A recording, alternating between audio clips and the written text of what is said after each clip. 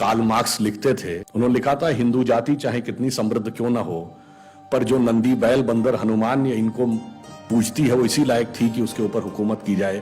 कोई elephant God कहता है, कोई मंकी गॉड कहता है, मेरे भाई वो एलिफेंट गॉड नहीं, उसके समझने लायक जितनी बड़ी बुद्धि चाहिए वो तुम्हारे पास नहीं है, इसलिए तुम नहीं समझ पा रहे हो कि उस एलिफेंट गॉड का मतलब क्या है। कि भगवान गणपति का जो स्वरूप है, मनुष्य का शरीर है, हाथी का सर है, चूहे की सवारी है, ये संयोजन कुछ विचित्र सा नहीं लगता।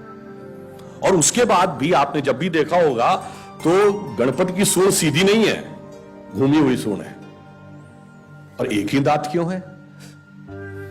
हाथी के तो 2 दांत होते हैं। अच्छा, अगर एक दांत भी है तो एक दांत तोड़ के हाथ में क्यों लिया हुआ है? 8 ही विनायक क्यों है, 7 या 9 क्यों नहीं? आजकल ऐसी तो तर्क करते हैं ना लेफ्ट लिबरल, और कई बार हमारी युवा पीढ़ी भी उसी में प्रभाव में आ जाती है। उसका कारण जानते हैं क्या है? चाहे भगवान शिव हो या भगवान गणेश हो, उनका पूरा का पूरा जो स्वरूप है ना, वो हमारी चेतना के बहुत गहन स्वरूप का प्रकटीकरण है, और वो कॉन्शियसनेस का एक शिक्षा देता है, एलिवेशन ऑफ कॉन्शियसनेस का। भगवान गणेश जी के 8 जानते हैं अष्टविनायक क्यों है? वो 8 सिद्धियों के देवता है। अणिमा, महिमा, गरिमा, लघिमा, प्राप्ति, प्रकाम, ईश्वरत्व, वशिष्ठ, 8 सिद्धियां हैं, इसलिए अष्टविनायक है। हर विनायक का स्वरूप एक एक सिद्धि देता है। भगवान शंकर किस चीज के देवता माने गए? मैंने कहा तंत्र के। तंत्र सूत्र सारा शंकर ने पार्वती को समझाया। अब आप आइए, भगवान शंकर के सबसे प्रिय बेटे कौन है? गणपति।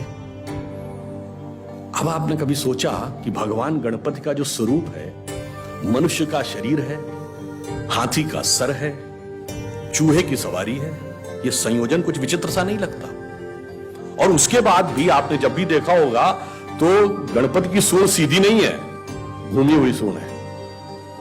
और एक ही दांत क्यों है? हाथी के तो 2 दांत होते हैं। अच्छा, अगर एक दांत भी है तो एक दांत तोड़ के हाथ में क्यों लिया हुआ है? एक ही दांत बनाते हैं। ऐसा नहीं है, वास्तविकता जानते क्या? और वो है क्या?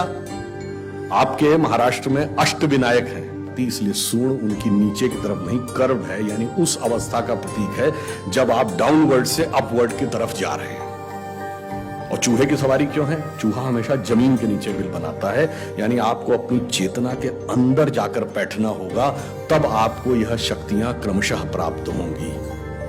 और जब आप मूलाधार, स्वादिष्ठान, अनाहत और विशुद्धि चक्र यानी 4 चक्र पार करते हैं 7 में से, अब चौथे चक्र के बाद की यात्रा संसार और ईश्वर दोनों के एक साथ संबंध से नहीं चल सकती। अब एक के साथ संबंध विच्छेद करना पड़ता है, इसीलिए हाथी के 2 दांत हैं, मगर उस स्टेज के आगे की यात्रा एक ही दांत, और वो दांत तोड़ा हुआ है दूसरा, यानी संसार से संबंध विच्छेद। अब आगे द्वैत से नहीं अद्वैत से चलेगा, तब ब्रह्मरंध्र में वह प्राप्त होगा। ये गणपति के इस विराट स्वरूप का दार्शनिक अर्थ है कि क्यों वो 8 की संख्या है, क्यों उन्होंने सूंड है, सूंड क्यों ऊपर उठी हुई है।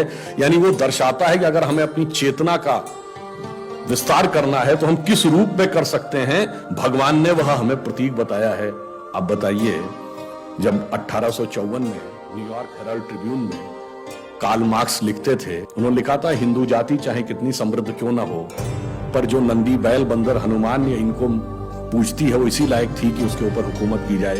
कोई एलिफेंट गॉड कहता है, कोई मंकी गॉड कहता है, मेरे भाई वो एलिफेंट गॉड नहीं, उसके समझने लायक जितनी बड़ी बुद्धि चाहिए वो तुम्हारे पास नहीं है, इसलिए तुम नहीं समझ पा रहे हो कि उस एलिफेंट गॉड का मतलब क्या है। तो हम मूर्ख नहीं थे। कौन मूर्ख था? मार्क्स के पास वो क्षमता नहीं थी कि वो हनुमान जी का अर्थ समझ सकें, शिव जी का अर्थ समझ सकें और गणपति का अर्थ समझ सकें।